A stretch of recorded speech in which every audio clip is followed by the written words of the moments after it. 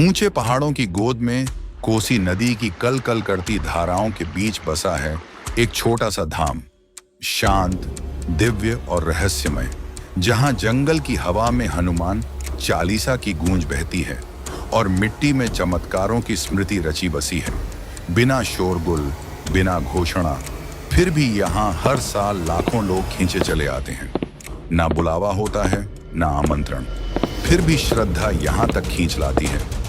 नाम है कैंची धाम और यहाँ विराजते हैं निम्न करौली बाबा, जिन्हें प्रेम से महाराज जी कहा जाता है। इस धाम की दीवारें मौन हैं, फिर भी बहुत कुछ कहती हैं। घंटियों की ध्वनि, देवदार के वृक्षों की छाया और भक्तों की आंखों में छलकते आंसू सब बाबा की उपस्थिति का प्रमाण देते हैं। एक बुढ़िया माँ कहती है, बाबा ने मेरी झोली खाली नहीं लौटाई। जिस दिन यहाँ आई उसी दिन जीवन पलट गया। दुनिया के कोने कोने से लोग आए। Steve jobs, mark Zuckerberg, Hollywood से लेकर हिमालय तक। कोई आईफोन बनाकर लौटा, कोई आत्मा को पहचान कर। बाबा ने कभी मंच नहीं संभाला, प्रवचन नहीं दिए, पर उनका मौन हजारों शब्दों से भारी था। उनकी दृष्टि जैसे हृदय को चीर कर भीतर तक उतर जाए। उनका स्नेह जैसे माता की गोद जिसमें सारा भय गल जाए। बाबा कहते थे, प्रेम दो, सेवा करो, भगवान को याद रखो। शब्द सरल हैं, भाव गहरे। इन्हीं तीन बातों ने कैंची को धाम बना दिया। ऐसा धाम जहां हर यात्री एक साधक बनकर लौटता है। मंदिर में घुसते ही जो शांति मिलती है वह शब्दों में नहीं समाती। दीवारों पर लगी तस्वीरें कुछ कहती नहीं, लेकिन अनुभव करा देती हैं। प्रांगण में बैठा एक युवक आंखें मूंदकर बस रो रहा है। कोई उसे छूता नहीं, समझाता नहीं। शायद उसे बाबा ने छू लिया है। इस पावन स्थल पर हर 15 जून को विशेष बंधारा होता है। कोई संख्या नहीं गिनी जाती। यहाँ केवल प्रेम परोसा जाता है और आशीर्वाद बांटा जाता है। लोग कहते हैं, यहाँ आओगे तो बाबा खुद दर्शन देंगे। न कोई वादा, न कोई दावा, बस भाव से जो आया वह खाली नहीं लौटा। और इसीलिए यह कोई कहानी नहीं, यह आस्था की सजीव अनुभूति है। यह कोई मंदिर नहीं, यह एक जीवित उपस्थिति है। यह कोई यात्रा नहीं, यह वापसी है अपने भीतर के बाबा तक। उत्तर प्रदेश के अकबरपुर गांव में लगभग 1900 के आसपास एक बालक का जन्म हुआ। नाम रखा गया लक्ष्मण नारायण शर्मा।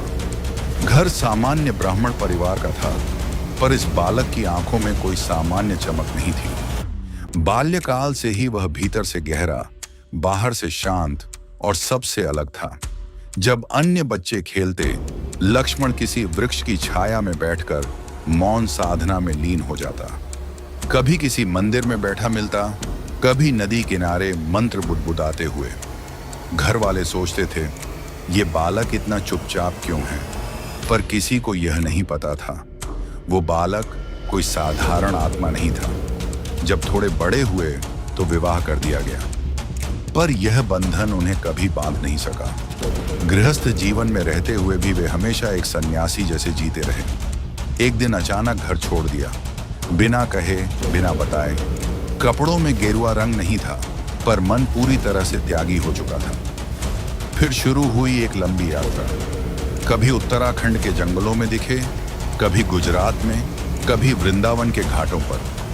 सैकड़ों लोग उन्हें साधारण बाबा समझकर आगे बढ़ जाते, पर जिनका भाग्य साथ देता, उन्हें बाबा की एक झलक ही जीवन भर के लिए बदल देती। फकीरी में राजा और चुप्पी में तूफान, यही थे बाबा।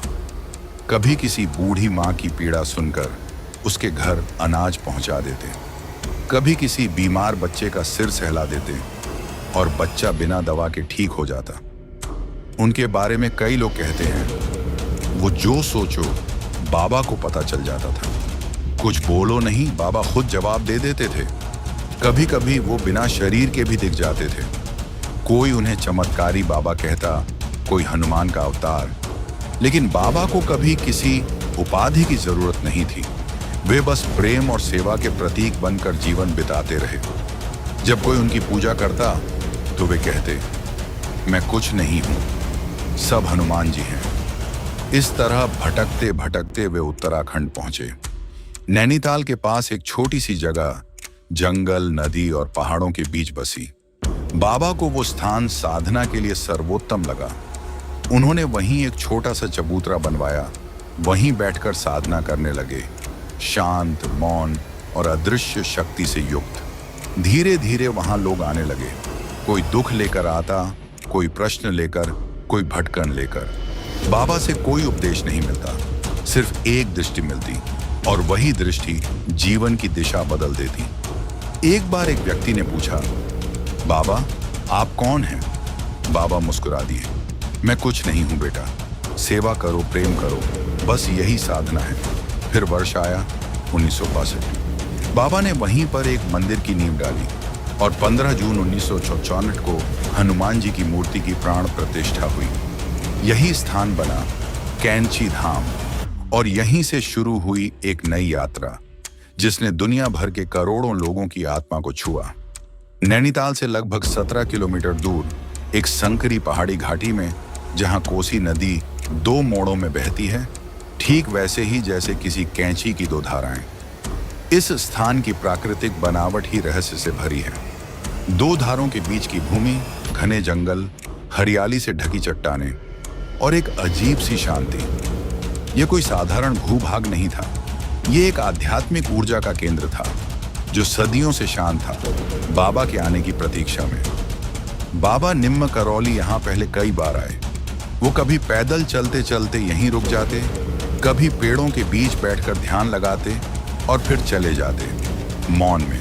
पर हर बार जब वे लौटते, उन्हीं 2 धाराओं के बीच बैठते। साथ में होते केवल कुछ स्थानीय लोग और उनके सबसे प्रिय हनुमान जी की तस्वीर।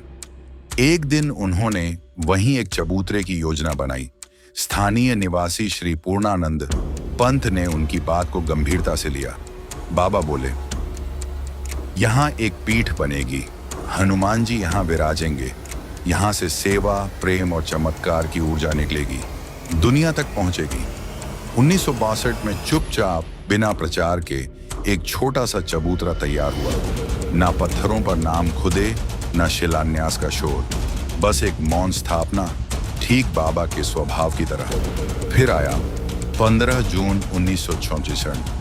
बाबा ने इसी दिन को चुना जब हनुमान जी की मूर्ति की प्राण प्रतिष्ठा हुई। उस दिन जैसे आसमान भी झुक गया हो, पेड़ों की पत्तियां नहीं हिली, पंछियों की आवाजें मौन हो गईं और बाबा शांत किंतु पूर्ण तेजस्वी।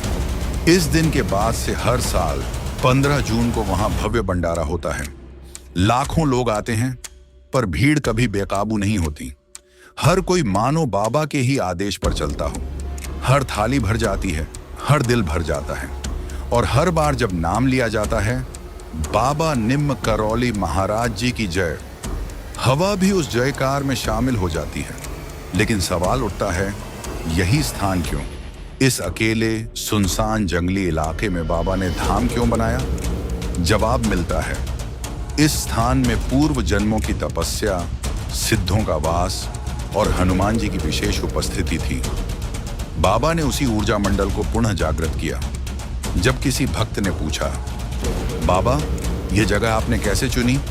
तो बाबा बोले, मैंने नहीं चुना, मुझे बुलाया गया है। मेरा काम केवल यहाँ सेवा शुरू करना है। धीरे धीरे वहां और मंदिर बने। हनुमान जी के साथ साथ शिव, दुर्गा, राम, सीता और लक्ष्मी नारायण के मंदिर। हर मंदिर की स्थापना बिना किसी भव्यता के, केवल श्रद्धा और सच्चे कर्म के आधार पर की गई।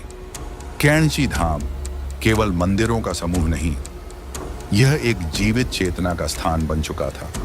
यहाँ आने वाले लोग अपनी पीड़ा, व्यथा, सवाल या मांग लेकर नहीं आते थे। वो केवल बाबा के चरणों में बैठने आते थे, और वहां बैठते ही सब कुछ बदल जाता था। यह धाम आज भी उन लोगों की धड़कनों में बसता है जिन्होंने बाबा को एक बार भी महसूस किया।